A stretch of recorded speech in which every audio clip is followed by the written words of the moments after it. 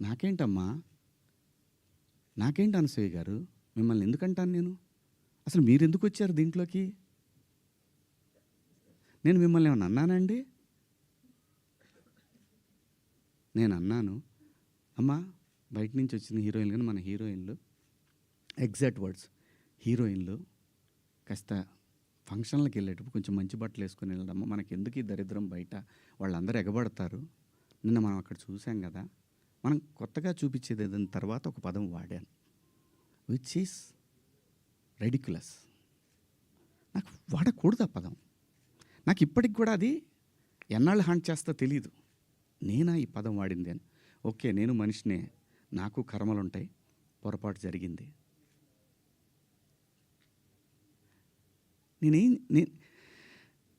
నా బాధ అంతా ఏంటంటే, నా వైఫు నా పిల్లలతోటి కరెక్ట్గా మాట్లాడలేకపోతున్నాను నేను. అది నా మిస్. వాళ్ళు నన్ను కన్సోల్ చేస్తున్నారు, వెళ్ళండి అని అంటున్నారు.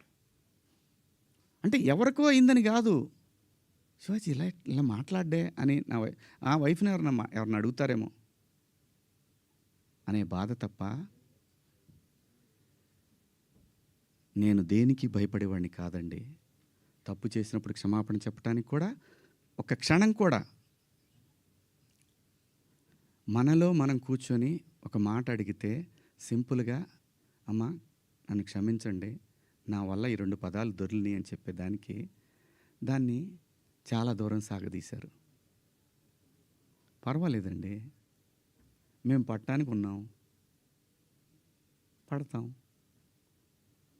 సమాజంలో ఎప్పుడైనా సరే ఇలా జరిగినప్పుడు నేను మాట్లాడతానండి, నేను ఖచ్చితంగా మాట్లాడతానండి. నేను ఏ తండ్రి వదిలేస్తారండి పిల్లల్ని? ఇంకొక పదం, ఒకప్పుడు ఒక జర్నలిస్ట్ మేడం గారు స్వేచ్ఛ మగాడిచ్చాడా అనే అంటే ఇదే డివిజన్ తీసుకురావటానికి.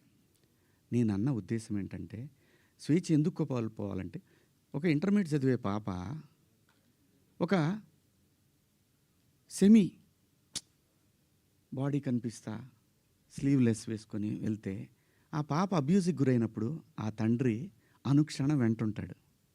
అప్పటిదాకా హాయిగా తిరిగిన పిల్ల వీళ్ళ ప్రేమలో, వీళ్ళ పొసెసివ్నెస్ వల్ల ఆ పాప తన ఫ్రీడమ్ని కోల్పోయినట్టు ఫీల్ అవుతుంది. అది దాని అర్థం.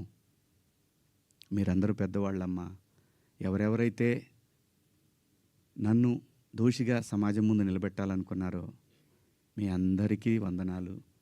మీరు